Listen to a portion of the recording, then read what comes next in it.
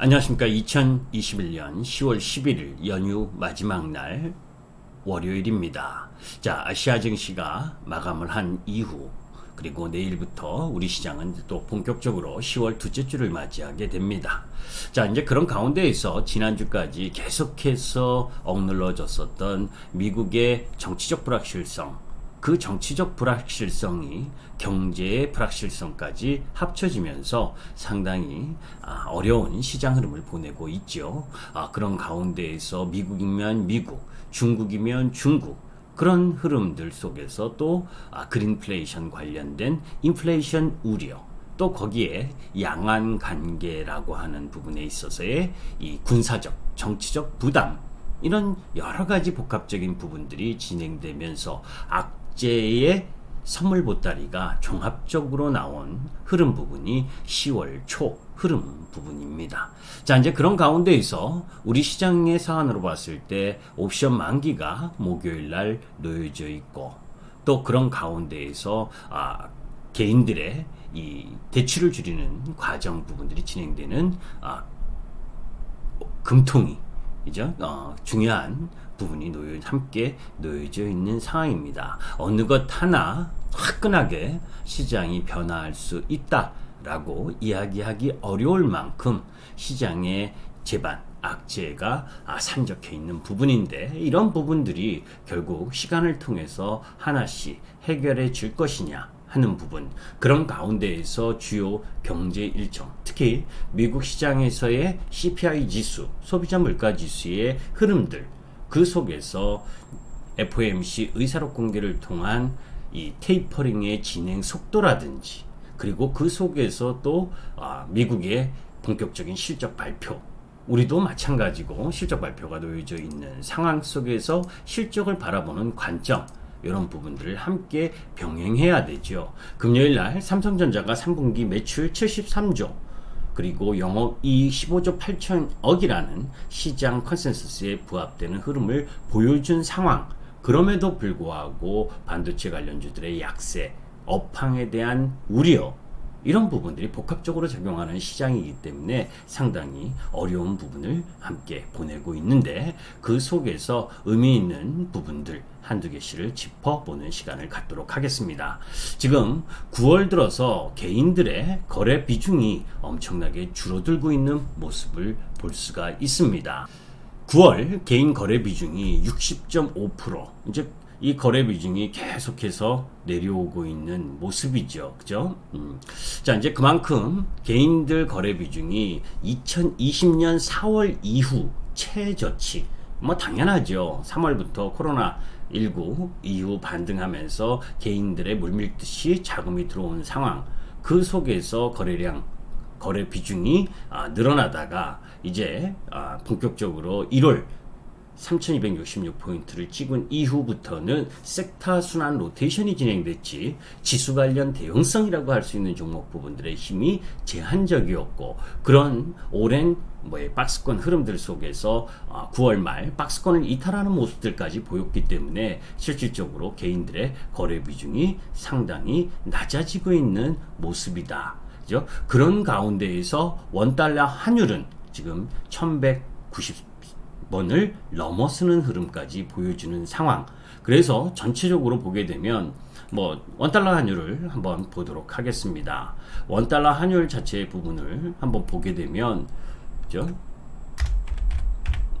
지금 원달러 환율이 추세 상단 부분을 돌파하는 흐름까지 지난 금요일에 나타나는 상황을 보였죠. 좀 과하게 상승하는 흐름을 보여준 상황으로 요 상단 부분에 지금 맞고 내려올 수 있겠느냐, 아니면 이 추세 상단 부분을 돌아 나갈 거냐.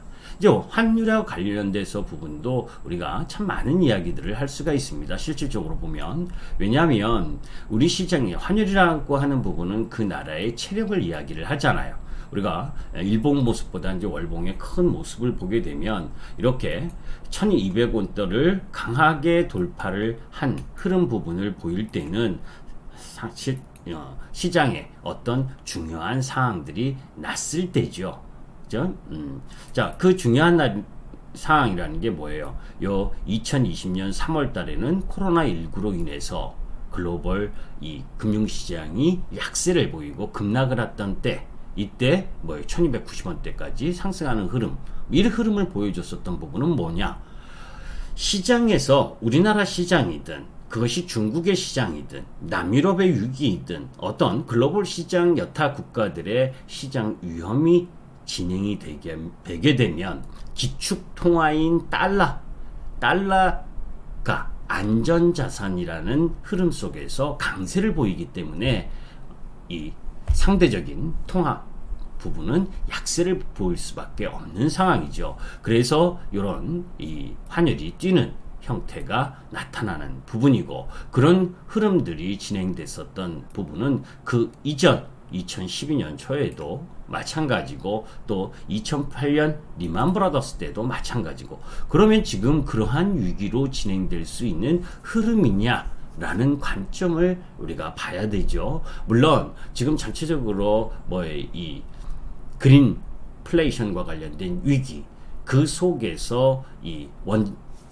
원자재 가격의 상승, 이런 부분들과 또 대만과 중국의 이 정치적, 군사적 이런 위협, 이런 부분들에 대한 부담감, 여러 가지 복합적으로 작용을 해서 단기적으로 지금 1194원까지 상승한 환율이 1200원을 돌파하는 흐름을 보인다면 외국인들이 쉽게 매수세가 들어오기가 어려운 부분이죠. 그런데 이 1200원 이상으로 올라갈 환율 흐름으로 본다면 지금이라도 주식의 비중을 줄이는 것이 맞는 부분이고, 여태까지 우리나라 시장이 아주 특별한 외환위기라든지 글로벌 공통적인 위기였었던 2008년 리만 브라더스 위기라든지 이런 대형 위기가 아니면 실질적으로 1200원 돌파할 확률은 적었었거든요. 예외는 물론 있을 수 있겠지만 그런 흐름으로 봤을 때 이번 옵션 만기 이번 주간이 고비가 되지 않을 것이냐 하는 부분, 이런 관점으로 바라볼 필요가 있는 거죠. 실적으로 넘어가서 보게 되면 삼성전자가 3, 4분기 실적, 예비 실적을 발표한 지난 금요일 참 예상치만큼 73조 매출에 영업이익이 15조 8천억, 그래서 예상만큼 나왔는데 그럼에도 불구하고 전반적인 약세를 흐름을 보여줬죠. 자, 우리나라 2021년 3, 4분기 실적 전망치를 보게 되면 3분기, 4분기 실적 부분으로 보게 되면 3분기 상당히 올라가고 있는 거고, 빠른 속도로 상향 조정이 이루어지고 있죠. 4분기도 역시 상향 조정. 다만 이제 우리가 이런 부분입니다. 연초에 기대감이 높았다. 그런 가운데에서 시장이 올라갈 때는, 그리고 주변 여건이 좋을 때는 그 전망치가 우상향하는 반면에, 그런 가운데에서 계절적으로 분기적으로 바라보면 4, 4분기는 조금 실망스러운 때가 있었어요. 그런데 아니나 다를까 지금 이 델타 변이 확산 이후에 우리나라 9월 수출 실적까지는 양호한데, 수출의 규모나 실적 부분은 양호한데 그 부분을 기업의 영업이익은 어떨 것이냐 하는 부분은 이제 실적 발표를 통해서 점검을 해봐야 되겠죠. 자, 지금 도표를 보시면 이 파란색 부분이 이 전망치 달성률입니다.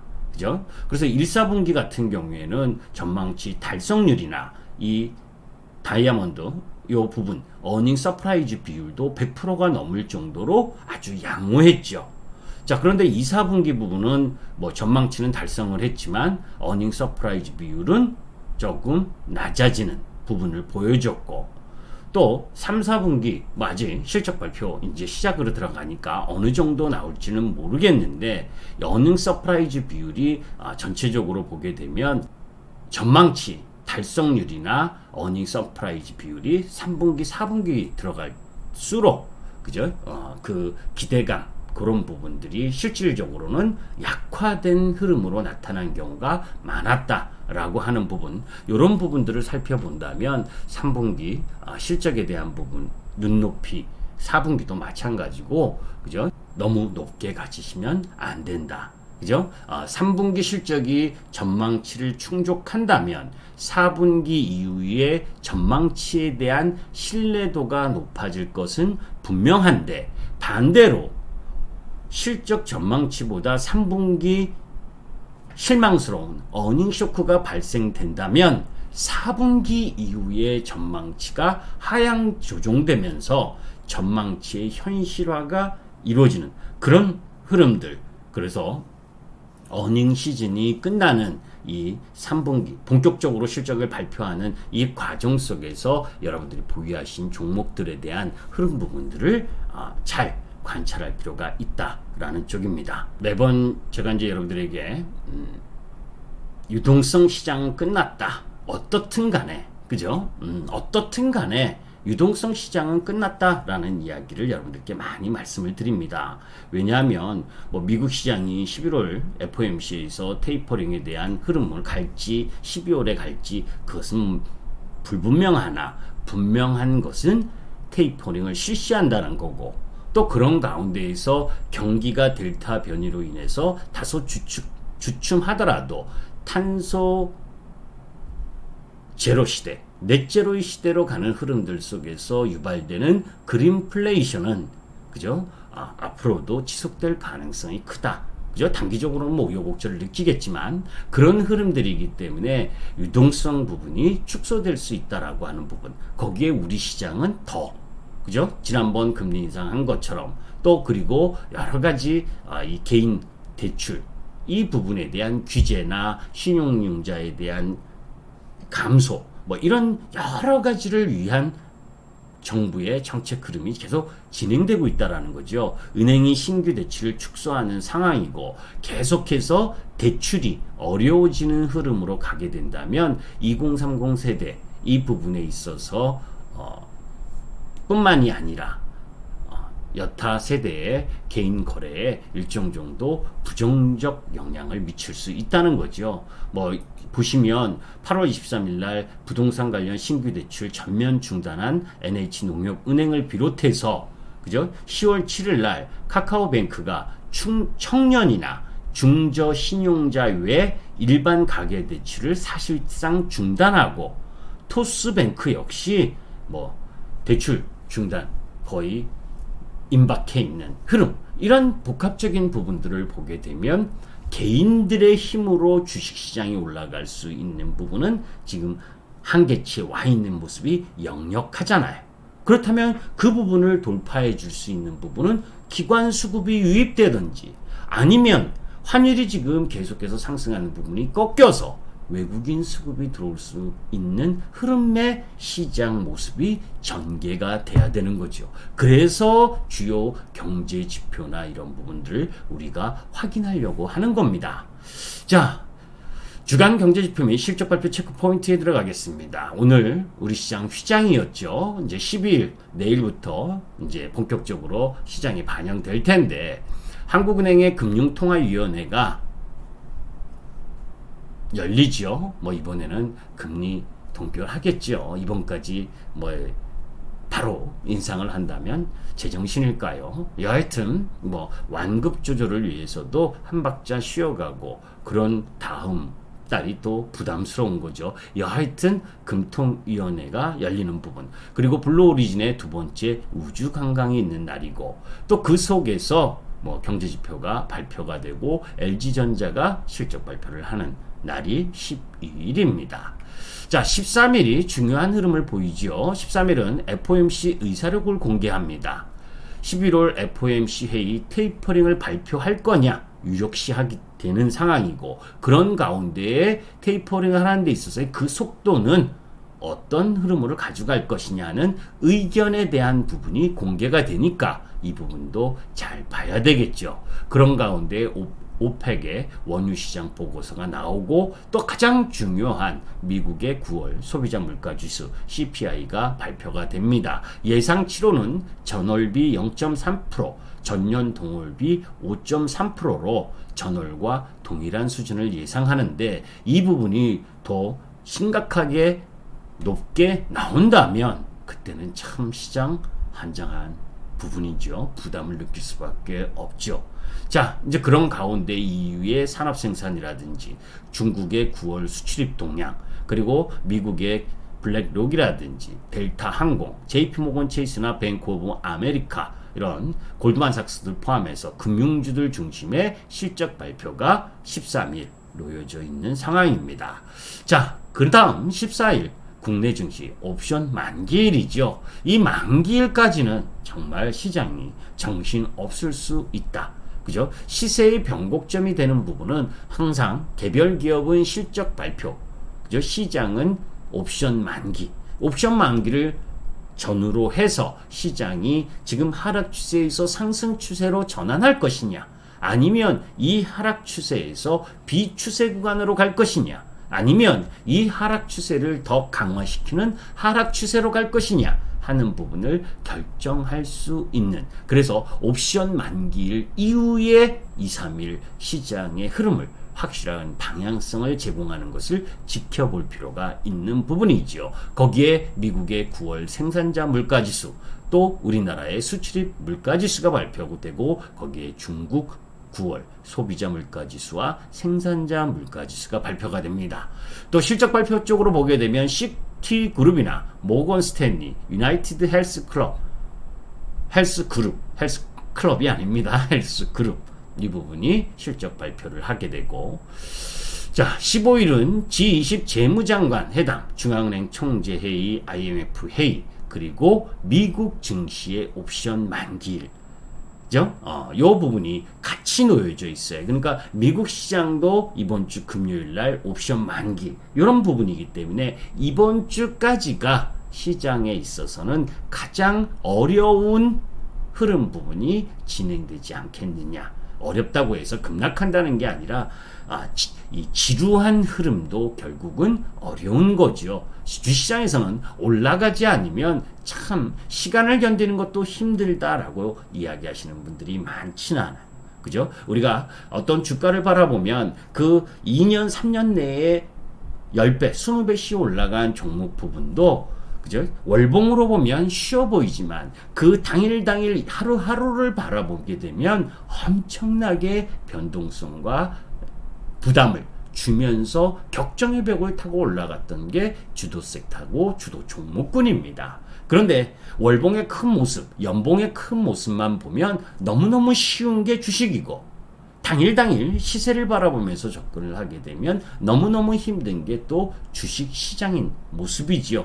이제 이런 부분들이 다 함께 녹아 있는 부분, 그 속에서 탐욕과 공포를 얼마만큼 절제하고 시장의 흐름과 시간의 흐름, 이런 부분들을 인내할 수 있겠느냐 하는 부분들이 시장에 있어서 가장 중요한 흐름이다라고 김기수는 생각합니다. 자, 여하튼 주요 경제 지표부터 시작을 해서 이번 주 굵직한 내용들이 많습니다. 여러분들 그 하나하나의 지표나 발표되는 주요 일정, 이런 부분들을 잘 체크하셔서 승리 투자하시기 바랍니다. 김기수였습니다. 감사합니다.